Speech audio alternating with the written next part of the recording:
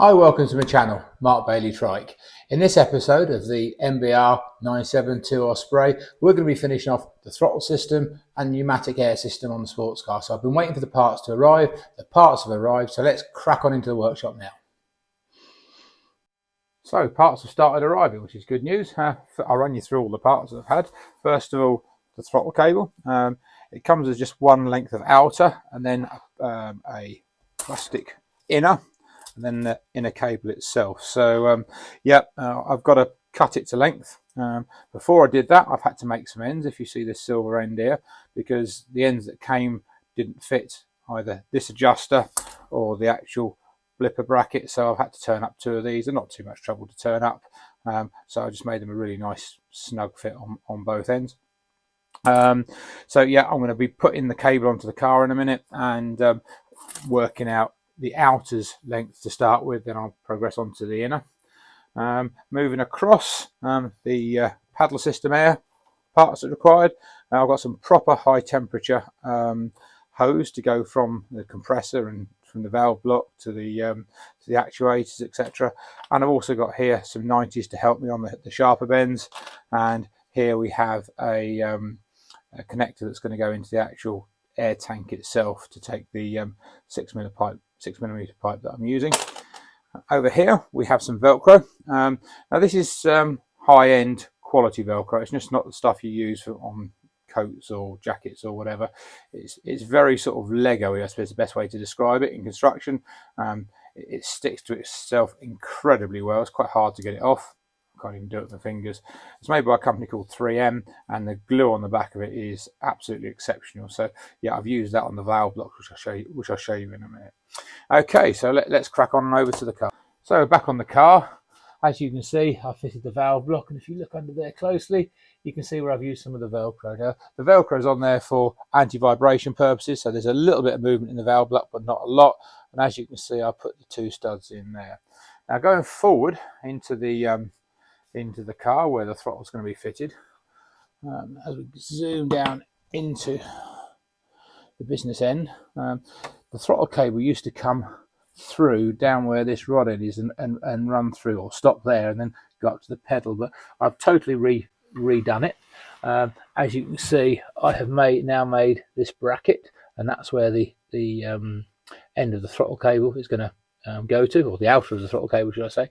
And I've also made, as you can see, a slot in there, and if we come around, I've had to make another slot. This is an update to the chassis, because if you look here, I've cut this area out. That's just so I can get to the screw that's actually on the pedal, so it just makes my life easier for actually assembling the inner cable onto the throttle.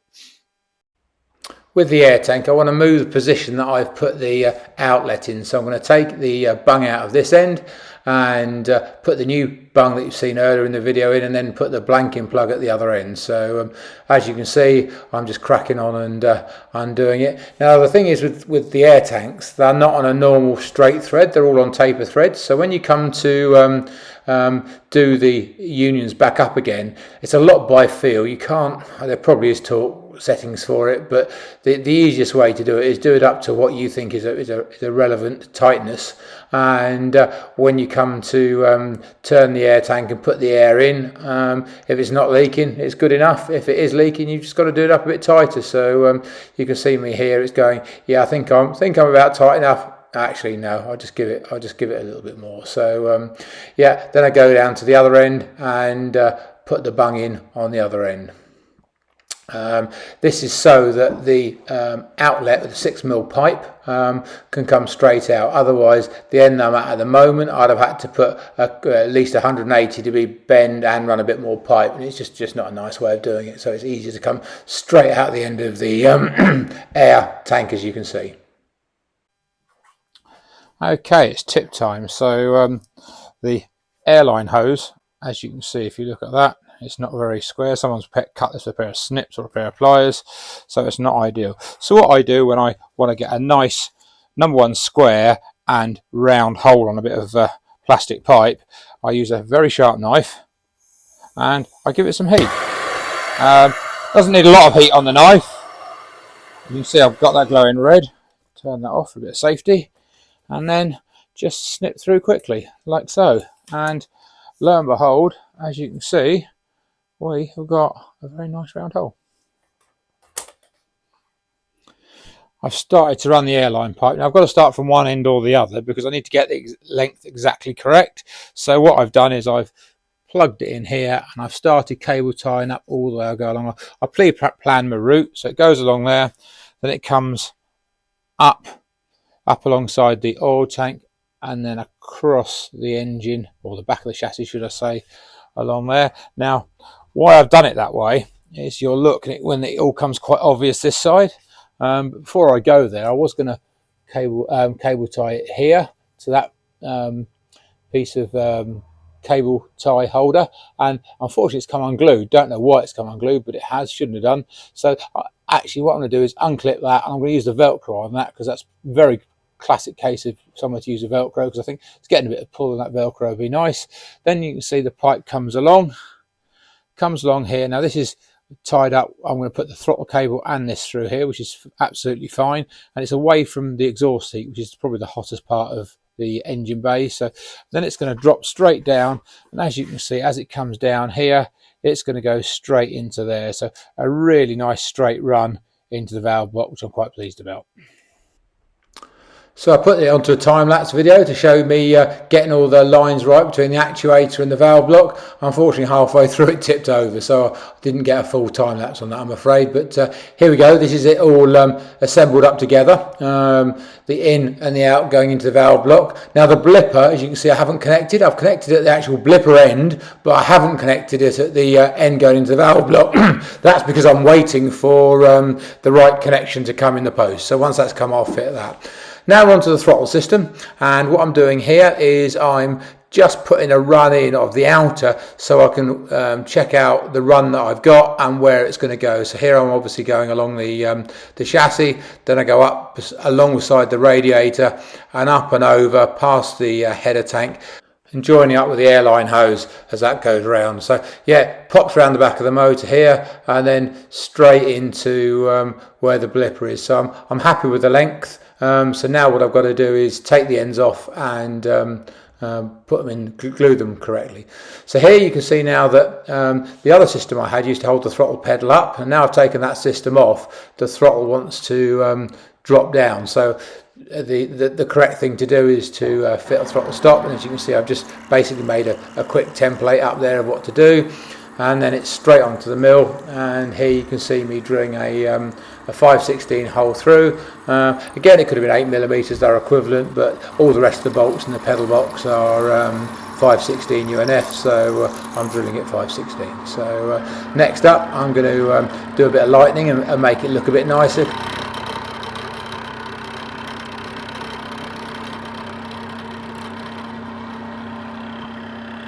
So next up, once I've done this, I'm going to turn it over and just take a bit off the other side, just so that to neaten the whole thing up. And again, it's not saving a huge amount of weight, and I could make the whole thing a lot lighter, but just for the initial prototyping stage, that's going to be good enough. So I've drilled all the holes in it now. You can see the little M6 hole. I didn't show that on the video. That's been drilled. Well, it's actually not M6, to be fair. It's an M5 hole you have to drill, because then I'm going to tap it out M6.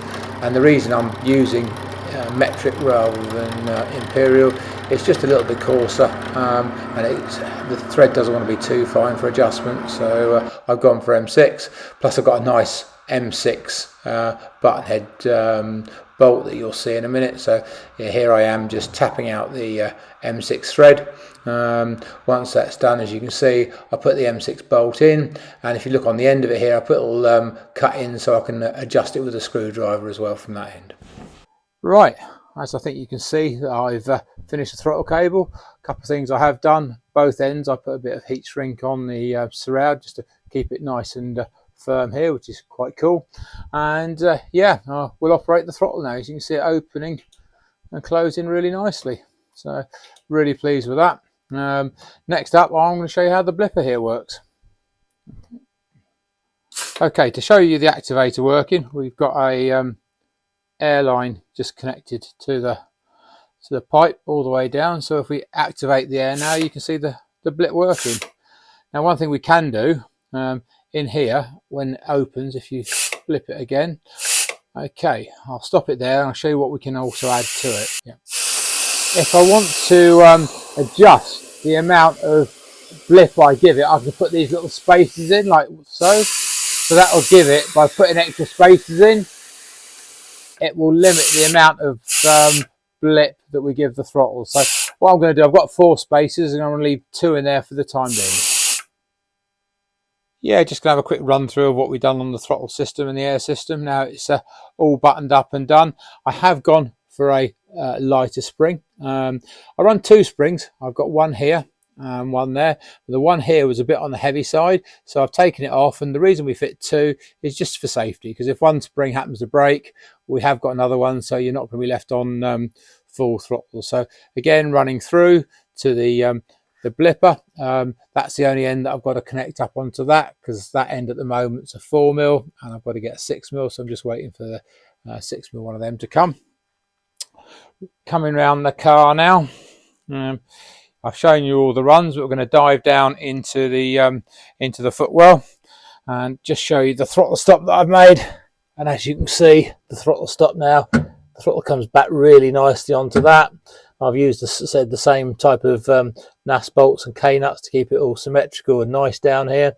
The bolt I've used for the throttle stop, you can see I put a slot in there again to make adjustment easier. So it's all you got to do is undo that nut and then wind that in and out to get the position of the throttle, or the stop position in the throttle in the correct place. So yep, coming back out again, you can see the bit I said I had heat shrink, that's all done.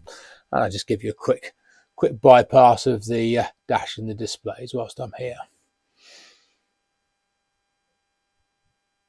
Okay, something I do regularly and I haven't really mentioned in videos before is, because I've got the engine in it, I like to turn it over quite regularly, so I'm just going to show you how I do it. I've got my ignition key, which is hidden down there. I've already put a little jump slave battery into it, and it's quite simple. So all I've got to do is just hit the start button, and if you turn around, you'll hear the engine turning over.